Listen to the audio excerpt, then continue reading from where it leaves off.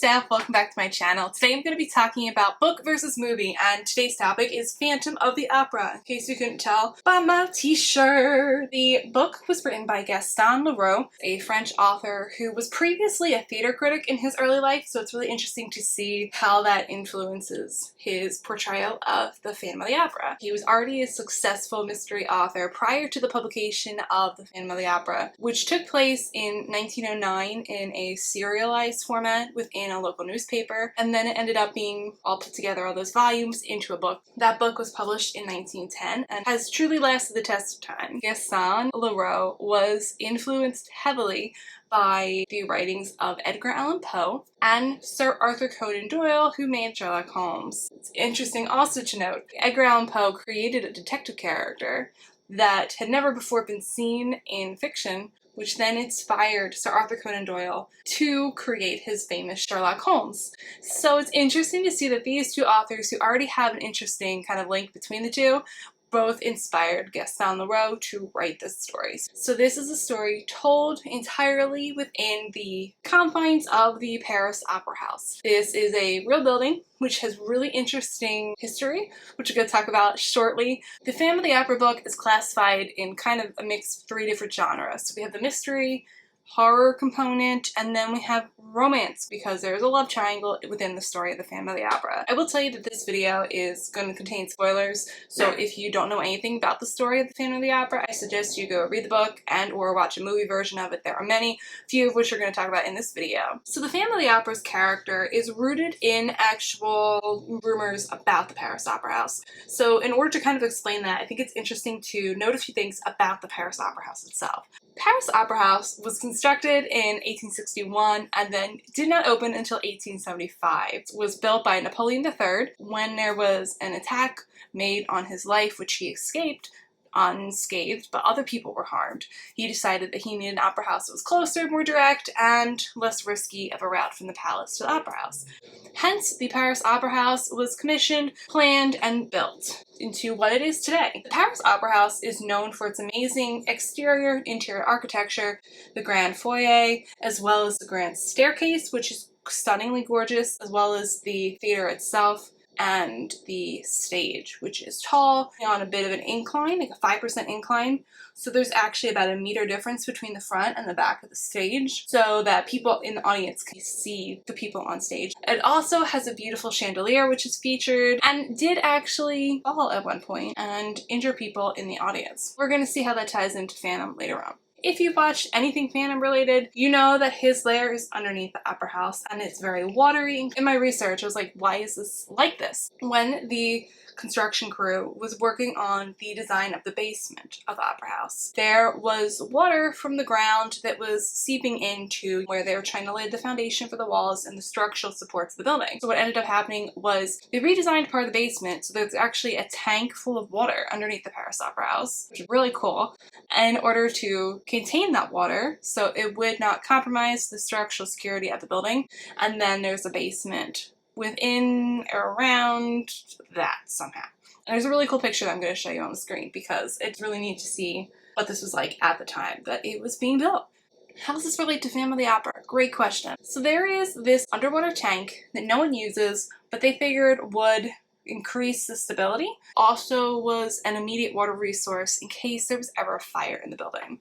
So what ends up happening is there are rumors that there is someone living down there, or that someone died during the construction process and he's a phantom who haunts the opera house. All these different rumors, none of which were ever proven, but of course increase the allure of the building. So these rumors inspired Gaston Leroux to write this book. His character, the Phantom, is based off of these rumors, none of which were ever founded, so he could have as much freedom with writing this as he wanted to. And then we had Christine Daae character, who is a singer coming into her own, is inspired by a real-life Swedish opera star who ended up superseding a leading soprano who really existed. But so many different people in this fictional story are inspired by real life. The film versions of this story are plenty, and if you look online, not only are there movies that are inspired directly by the Phantom of the Opera, there are stories that are inspired by the name and then take some liberties with the story.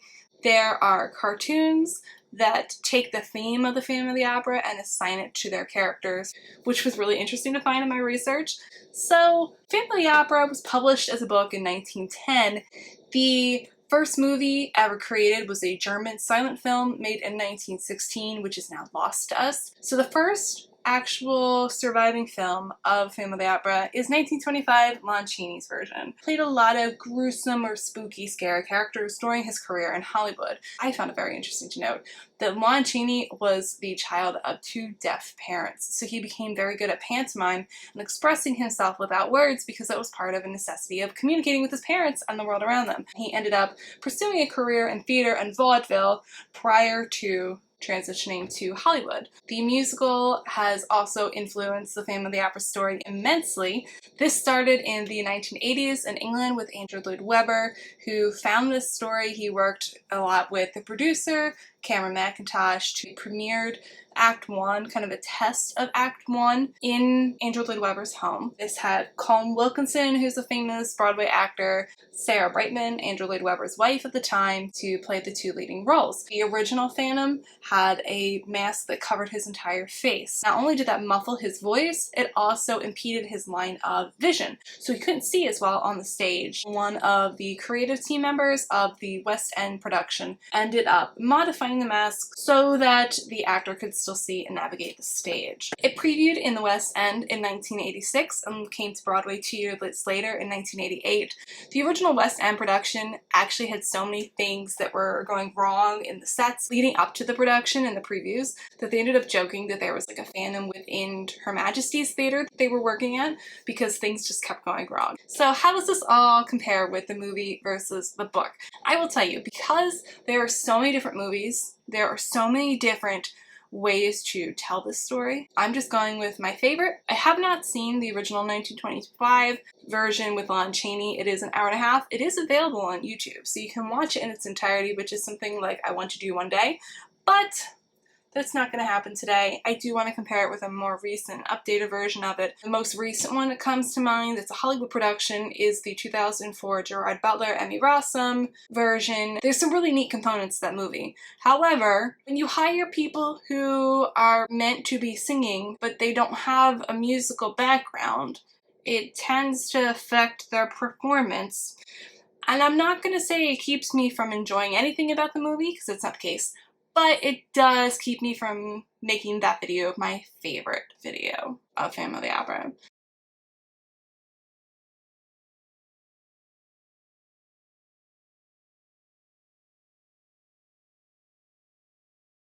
So what is my favorite version of Phantom of the Opera? It is the 25th anniversary, filmed at the Royal Albert Hall. This is Ramin Karimloo and Sierra Boggess in the two leading roles, who are fantastic. So comparing the original vision of the book, play by play, with the original musical, rather the 25th anniversary, I find that the musical version is truer than some other film interpretations of this book, which is also why I'm comparing the two. Alright, so let's get started. This book starts off right away. Something's happening at the opera house. Is it haunted? Mysterious things are going on. Let's meet Christine, who meets up with her childhood friend Raoul, and he realizes that she's hearing the Phantom's voice.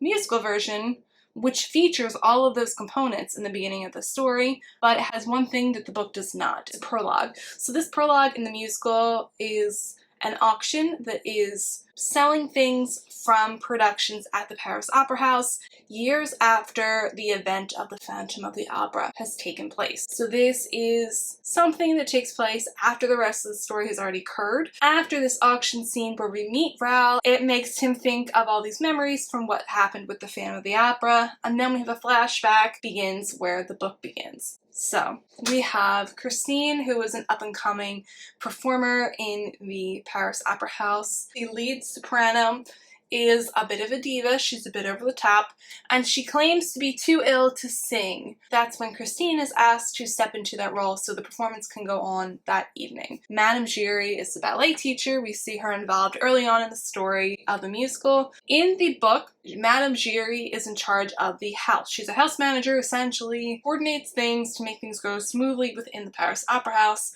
And then we have a separate ballet teacher who is not named Giry.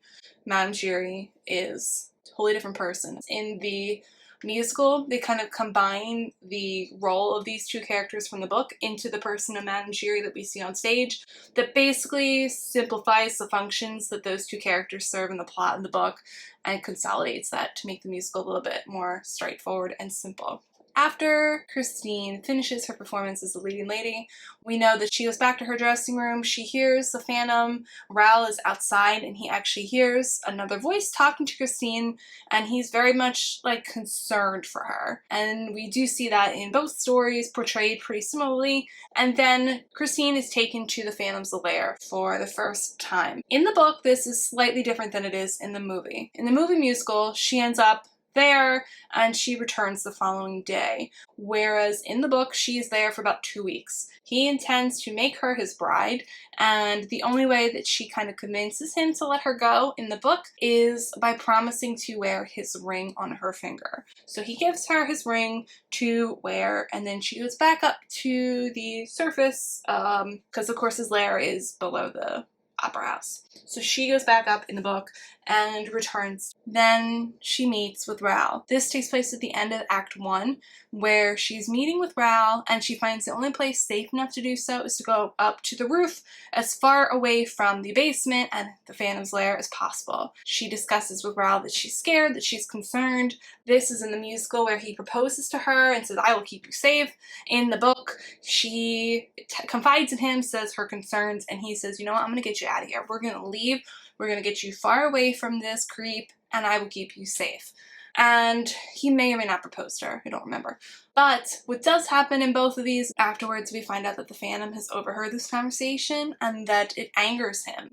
So this is the end of Act 1 in the movie, and this is when things start to pick up in intensity in the story. This is where we kind of diverge. In the beginning of Act 2, we have this beautiful number, Masquerade, where we feature these stunning costumes, and we learn that the Phantom has been silent for 6 months. We know that in a moment of anger that the chandelier inside of the theater is sent crashing to the floor, and in the book we learn that the chandelier fall has actually killed someone. And this is a reflection of what really happened in the 1860s during a production of Faust. Gaston Leroux incorporates an actual event into his fictional story. In the musical, we just know that the chandelier sent crashing to the floor, and that's the end of Act 1. We don't hear about repercussions, but we do see in the beginning of Act 2 that the Phantom has been silent for 6 months. They have a new chandelier, and peace has kind of been restored. They're optimistic for the future. At the end of the Masquerade, he crashes his costume party for the new year and says, "I've written you an opera, I demand that you perform it or else." So moving on with the plot, we have this whole portion in Act 2 where Christine is thinking about her father and in the midst of rehearsals for this Don Juan opera that the Phantom has written. In the book, it's different, totally different. Phantom doesn't write his own musical. He doesn't force the opera house owners, managers to perform this musical. Instead, this is where the author's knowledge of theater and his experience as a theater critic comes into play, where he mentions different operas and things that influence the story and the tone of the story directly by the plot. So we have Faust is being performed during this book performance, and this is when the Phantom abducts Christine to his lair. Within the musical, the Phantom inserts himself into the musical in disguise, tries to propose to Christine on stage, and then when she gives him a hard time, he abducts her and takes her to his lair. But this is within his own musical versus Faust in the book. Opera that he wrote, Faust. Either way, Christine gets taken back to the lair. We know that things aren't looking good. Raoul is in love with her, so he's concerned, and he has to get to Christine, but he doesn't know where her lair is. So this is where we diverge once again. In the musical, Madame Giry, the ballet teacher, has some mysterious connection/knowledge of the Phantom. She takes him so far, and then she won't go any further, tells Raoul to keep his hand at the level of his eyes, and good luck, I'm out of here. It's totally different in the book. In the book, we have a man that is only referred to as the Persian, which adds an air to his mystery and intrigue because we don't know his name. We don't know how he previously knows the Phantom, who we find out is named Eric, and we find out Eric's past a little bit in bits and pieces from the Persian, partially during this point in the story and partially at the end. The Persian leads Raoul into the lair. They go together and they stay together. Raoul does not enter the lair alone. In the musical, his whole lair is open. It's pretty much just the lake and candles and a place to chill and his little organ to compose at and all that good stuff. In the book, he has like a whole hut, a little house underneath the opera house. He has the lake there, but he also has rooms and compartments and things to get lost in. So the Persian and Raoul end up entering the house and entering into basically a torture chamber that conforms and changes. It plays mind tricks as well as physical tricks on their environments within this torture chamber. I just remember reading this and being like, wow, this is really not only well thought out, but so different. We still have these challenges between the love triangle characters of Phantom, Raoul, and Christine. There comes a point when Raoul's life is in danger, and the Phantom is getting so menacing and threatening that Christine decides to do one desperate thing to try to save Raoul, the man she loves, and save the Phantom from committing further crime and violence. She ends up showing him compassion by giving him a kiss. We find out in the book that the Phantom has never been kissed, not even by his own mother, who would run away from him when he tried to just show affection or receive any kind of affection as a child, which is just like devastating. So with Christine's choice of showing Phantom compassion and showing him some sort of pity and sympathy, that breaks the Phantom out of his violent mindset and his cruel mindset and shatters that and makes him realize the destructive path he's on and causes him to step back from the violence and stop the cruel torturing that's going on in the torturing chamber. What ends up happening in the musical, Phantom lets him go, and says, "Go, I never want to see you again." She gives him back his ring. They're gone. Peace out, never gonna see you. In the book, this is different. Persian and Raoul are released from the torture chamber. The Phantom says that he is going to die from love soon. "Christine, when I die, will you come back and return my ring, and will you bury me?" So that's what happens. We hear through the Persian at the end of the story that the Phantom has died and that Christine and Raoul went back. She returned his ring and then buried him in an unknown location. Then we have the Persian, who wraps up this story by creating a kind of Agatha Christie style wrap-up where we hear all this background information about the Phantom and how he ended up being the way he was, as opposed to the musical version, which basically, after Christine and Raoul leave, the Phantom gets in his chair, he flips over a piece of black cloth, and we don't see him again. We have this trick chair. Meg Giry comes in with the angry mob trying to get the revenge on the Phantom for the destruction he's caused to the opera house, and nothing is left but his mask. In the book, the Persian says, Eric, prior to being the Phantom of the Opera, was born with disfigurement. This disfigurement caused him to be hated by his own family, his own mother. He was never shown, empathy or compassion in any way. He ended up growing up to be very good with architecture and building and construction, that kind of thing. He traveled a lot to Persia and Turkey, which is how he met this mysterious Persian gentleman that is telling this portion of the end of the story. He would build trick palaces. So he would build things for the wealthy in Persia and Turkey to entertain them and to build something to delight the royalty of these two countries. He brought those skills with him back to France. He worked on the crew that built the Paris Opera House within this fictional story, and he is said to have constructed a home for himself in the basement of the Paris Opera House. He also is said to have built secret passageways that allowed him to spy and see other people without their knowledge. So that's a wrap up of the differences between the book and the movie. Really interesting points to be found by reading the book to see what this author had envisioned with the story. I always find it interesting to see the origins of the story. What did the original creator envision for these characters, this plot? What inspired him and motivated him to write this story? So I thought that was important to include in this video so you could see for yourself what kind of went into the writing and creation of the Phantom of the Opera in its original state. I hope you enjoyed this video. I really appreciate you watching. Thanks so much for watching to the end. Let me know in the comments if you have a favorite movie. Which one do you think is better? The book movie or the musical movie? Let me know. Thanks so much for watching and I look forward to seeing you guys soon. Have a great day.